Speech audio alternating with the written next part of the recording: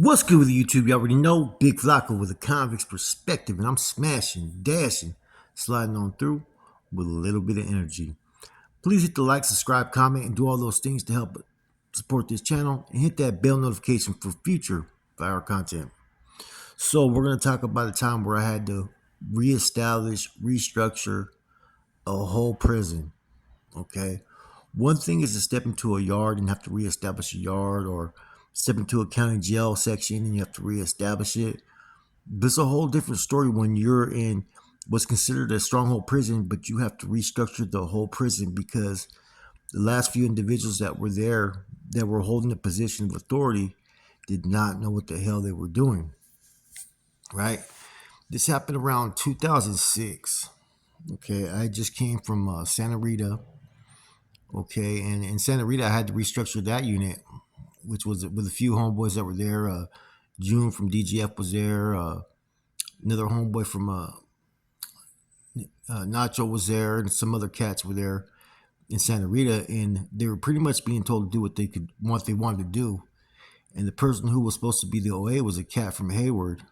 Well, within 3 days, I sent him a kite and stripped him of his position.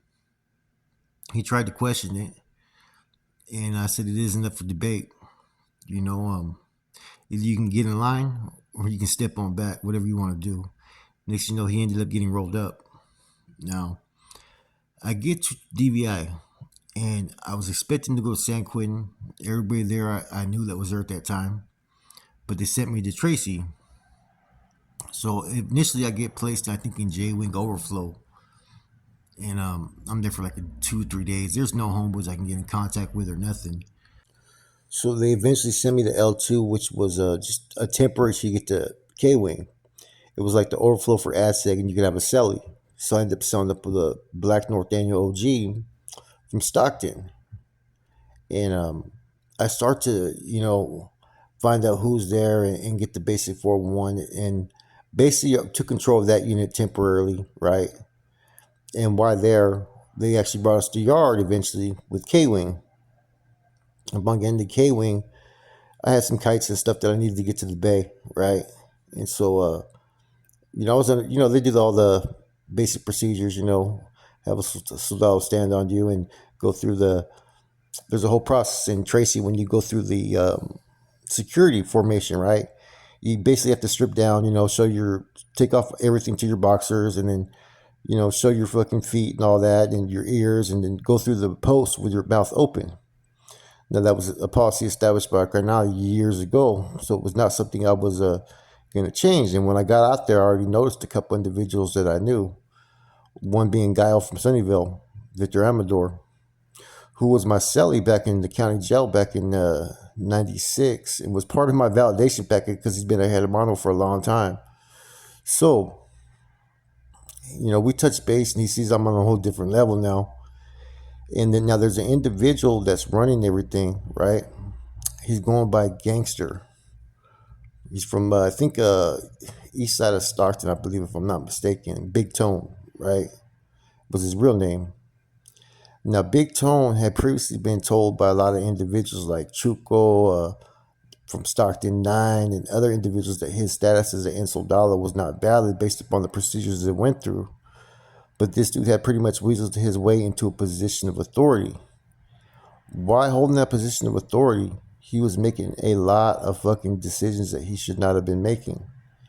He made one off a letter that was sent from Corcoran Shoe from an individual that just left, that was just barely been a bro for not that long, who was talking about an individual that was there that mentioned that, there was some faulty stuff about dude.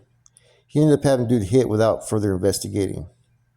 I questioned that shit off top, and I just seen his little mannerism as far as how he was acting. That he was set to go home. I ended up taking his position over, and I sent him with some directives to take care of do a mail drop for me to do something out, and it was basically a couple of things I was investigating. It never got to the destination. Okay, so when I go through the Pinta logs and I go through the RA positions and everything that's been established in the Pinta files, the PIN had no communication with the reception side or the main line. There was calls that were being made haste. There was people that were being put on freeze unjustly, and the dude was pretty much, didn't know what he was doing. He was abusing his authority. So I already knew I had a big mess to clean up, man. And at that time, I just got a kite from Dancing Bear, and Dancing Bear's talking about push these lines and whoa, whoa, whoa, and I've talked about stuff that happened in Tracy, but I'm gonna go into the details of how I had to reestablish it now. So first of all, I had to get the RAs in order and so forth, and I pretty much stripped the RA that was on the backside of a K wing, and I put a more seasoned soldado that just rolled up named Shadow, right from Sunnyvale. From there, I put fucking what's his name, Travieso, um, from Modesto. I put him as the maestro, but basically as the head maestro, which means any investigations that were in house in K Wing, I wanted him to conduct them on both sides because he was also my protege to take over my position whenever I was set to leave.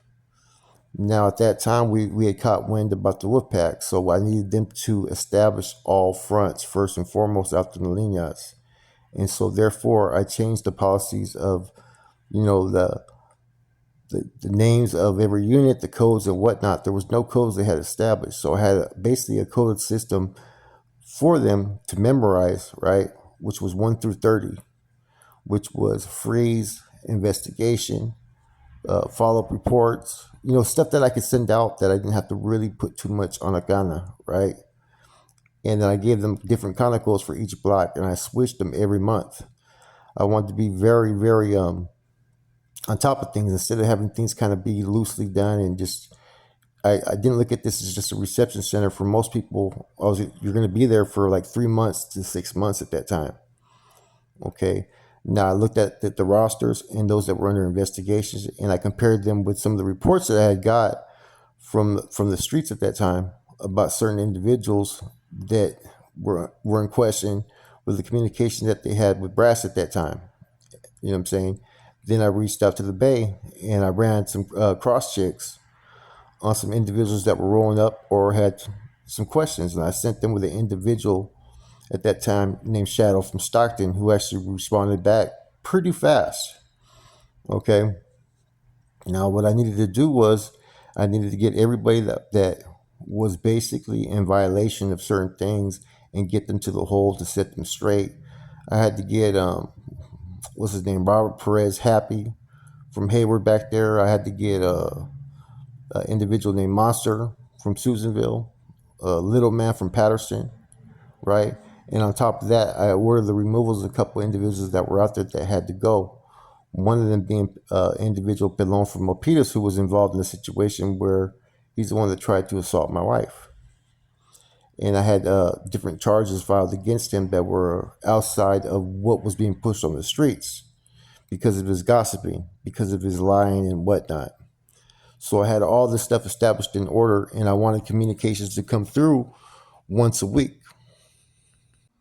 In addition, we also had the financial department now that I wanted to, basically every section out there, right? They had at least of any holiday that they were getting rid of tobacco or whatnot, right? They would send back 25% of the profits to the whole or 25% of whatever they were able to obtain. It made a further request for like razor blades, needles, ladders, and stuff like that, not just for the Tracy household, but to send to the Bay, Corcoran, and Tehachapi. In addition to that, I requested every individual that was claiming in-soul status, right? I wanted their name submitted, as well as the sponsors and who stamped their status as well. This was a one-time check because previously there was a lot of individuals that were claiming statuses that were not legit. In addition to that, I wanted bi-weekly reports from every unit with updated rosters. And see, there was enough stuff that was on the plate that had to be dealt with that there was, I think, enough for like at least the next 2 months for people to come in every 2 weeks because we had a list of everybody that was frontline status, who was prior to come, who just got there, and who could wait to get to the hole. The removals happened first, and then after the removals were done, it kicked off exactly about a week after that. the directives to take off on the wolf packs happened. So just like every 2 weeks, someone ended up having to come to the hole. About every 2 weeks, we had someone going out there with directives from us. And so I changed also the before they were using a pink the legal law slip, and they'd been using that for like about the past 2-3 years, and people have dropped out since then. So I changed it to the inmate request form. Now, any direct directives that I had to have be given, I would be really, really, really clear in the kite, but otherwise I would use fucking code. Further, I put out orders that anybody that came through that everybody knew was a well-known target that had to go, they had to be removed by peace. Anybody that came in where there was a question mark or whatnot, or an investigation had to take place, I ordered that a hands-off removal would have to take place. And the reason why was the whole purpose was to get them back to the hole to investigate further because they had pending charges. Now, those that all being knows that they had out there that they had got from other institutions and whatnot that maybe the whole didn't have, I had them get rid of every one of them because there was calls that were made on BNLs that they had that were not honorable fucking calls that happened to their institutions. Therefore, I compiled a whole new BNLs that we had that I got from the Bay, that we had got from also from fucking Santa Rita, and then some other BNLs that came from other institutions that maybe were not honored, as far as like, one from Susanville, one came from I think New Folsom, institutions like that. And I said these are for cross references when they get there. So as soon as if you see, they're supposed to check every individual when they get there, and they're supposed to send the rosters back to the hole. Okay. And then I had all my stuff to look into Pinta files and decisions and to run cross checks to the streets. I wanted everybody to have the same information and be up to par. And then I send out all directives of to where every unit was running basically the same program. You know what I'm saying? The COC procedures that were being set, and changed a lot of stuff that was being done because some of these individuals were being left to run at with their own devices of what they knew, and not everything was up to par from the reports that I was getting. Then I compiled basically an informational report of everything that I had done, right? The decisions I made, as well as what had been going on at that facility for like the last 3 months. I put the declaration of war with the wolf packs, and then I would send every roster of every individuals, right, that were at the institution, mainline reception center or whatnot. And then I'd send it to the Bay, Corcoran, and Tehachapi. And what I would do is I would have Xerox copies of we'd have about maybe like 7 bundles I had, right? There'd be about 4 on this side and 3 on the other side. So when someone was being transferred to the SHU, right, they would take a bundle with them. Like I said, in the bundles, you'd have this. You'd have basically an informational report, what was going on at the prison, okay? Declaration of war, what units were up to par, whatnot, the basic information, right? Then you would have investigational packets, which were investigations that were ran. There, we had one that was done on some cat named Chino over an individual named Youngster from Lathrop. We had the situation with a little man from Patterson about the streets, which I resolved. And then all the individuals that their statuses were revoked because their insoldado statuses were not legit. The ones I stripped them of their status. Okay. Then any other, what I'm saying, decisions that were made. Every investigational packet. I did one on Chino from fucking Manteca as well, which had about 7 different reports and everything, as well as questions we asked him, and we put those as exhibits, and they were just clearly as a JCAT. So I have all this stuff with the rosters, right? The packets, right? As well as then what I'm requesting from them, where to send the Bond 13 violations, the fines that were being implemented at that time. Then because I had sent some kites to Dancing Bear when he was in Santa Clara County, telling him to pump his brakes, and I sent a kite up to Tehachapi SHU at the time, telling them to pump their brakes at the time. And so I wanted to make sure that the Bay and Corcoran were aware of that in case there was any reports filed on me. And I explained why I sent these missives there, as well as why when I got to Tehachapi and told them to pump their brakes. I explained the reasons why, because one of their manpower that was there in that regiment had wrote a letter that got to the person that we had removed, Chino, talking bad about the leadership and talking bad about this and that and fucking, the person that was running it back then was no longer there. I was. And so it was not to get wires crossed. So I directly approached and got at both those regiments. And I kind of fucking gave them a fucking lashing, you know what I mean?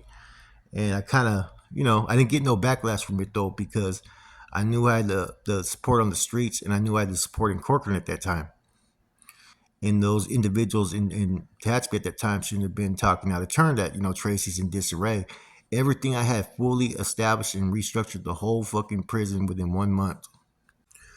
Included was also a fine list, because there was a couple individuals I had to find when I was there, and the directions I had give them, right, if they were short to the house, right, um, basically at that time they would be forwarding their fine basically to the local regiment. That was because at that time we had no directives where to send the fine money to.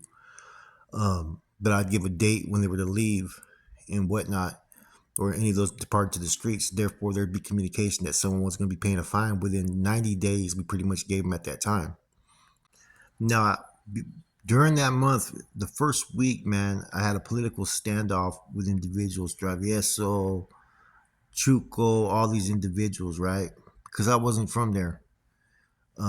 But there were some people there that did not know what was going on, did not know who they were speaking on, which was Hoodlum from Sakura, Top from fucking Vallejo. They're like, man, we got to there's a homeboy here that we know, man. Let's make sure that they wanted to get in contact with me. And once they found out it was me, everybody took a step back. Okay. And I told them, I said, nah, you guys, I pretty much shut all these dudes down and told them that, you know what, I'm going to get this Pinta up to par where it should be, because it's been lacking for years. And once I'm done, I go, maybe I'll step back, maybe I won't. But for now, I'm running this prison. And I think after everything was fucking established, we had the Black August, we had the tiendas were now established. There was communication with the reception and mainline, and there was communication already established with me, with not only the regiments out there in Santa Clara County, but at that time with the Valley as well. Okay, and with the Bay, I had communication at that time. So I could step back as an advisor or whatnot, but Chuco and them were like, and Traveso were like, man, that I had got the fucking prison up to par better than it's ever been. You know what I'm saying? So I resumed the position of the AIC of Tracy at that time. I'd even established codes with the overflow section of L2 at that time, who they were so packed up because of the war with the wolf packs, right? That they were not coming to guard with us. They had to run an afternoon guard. Therefore, I was able to give directives verbally on certain situations, right? I had two people removed just off of verbal fucking coded message I gave. You know what I mean? I remember I had two individuals I was recruiting as insoldados when I was there, which was Stuart Nagata, who's now a Carnal, right? And Game Boy. And so what I did was I would excuse them from certain things that they had to do a lot of the Xeroxing. And on the other side, I knew Happy from Grande was there, who was fucking phenomenal, right? And I said, put that boy to work. You gotta make use of your manpower, delegate responsibility, and make them feel like they're part of something. You know what I mean? So I also kept two insoldados that were there abreast of everything that was going on, as far as even reading the reports and everything. Therefore, it was something to fall back on in case anybody tried to cross any wires later on. Now in May, which was kind of interesting, when I was doing a lot of the work, I was put on walk alone, right? Based upon the fact that they charged me basically, or gave me 115 for battering an inmate. When the removal went down the yard, I think I discussed it. We didn't have a lot of manpower out there, like 5 or 6 of us, right? Maybe 7. And the two individuals that had frontline status and the one that was making a commitment, they took up on duty as best they could, but they couldn't finish the job. That it forced me. I ended up jumping in, I think maybe the first one, but they didn't catch me on the camera though, which was smart. I jumped in, put dude down, and other people jumped in, and I stepped on back. And so, yeah, for even that's why I ended up being there as an AIC for like maybe about 6 months, believe it or not. Then the most interesting thing, and you probably never heard of this ever happening before. 2 weeks before I was scheduled to get released, right? They ended up transferring me on a basically emergency transfer to Corcoran Shoe. It was based upon the fact of how the prison was operating, and it was operating too strong within the Northenial collectives at that time. With the things that I had going on, I think there was probably some kites that were probably being dropped from the main line, and they knew it was me in the back that was they had gave a lot of these directives because of a kite that had got intercepted. You know what I mean? But other than that, yeah, this was probably it was a lot of work, man. You know, one thing's to establish a yard, but when you're reestablishing a whole prison, there's that with a reception and a main line, it was a lot of work, and with a lot of pending issues being that for the valley, this is where the valley goes for their reception. So you're having a lot of individuals coming through that are either solid, but also investigations that need to be looked into. You know what I'm saying? And I'd ran my county jail. I've ran San Quentin. I've been the RSD to even the ASC of San Quentin. So I had experience, but those places were kind of easier to operate because it was a whole different type of climate. Tracy is fucking off the hook. There's a lot of shit going on. There's a lot of like get out wars. You know, there's no one group that's really more deep than the other over there either. You know what I'm saying? You had Wolfpacks, you had Sacramaniacs, you had Butte County Woods, you had Zilla's Bloods, you had Crips, you had 415, you had everything. And even on the main line there, you still had Sureños.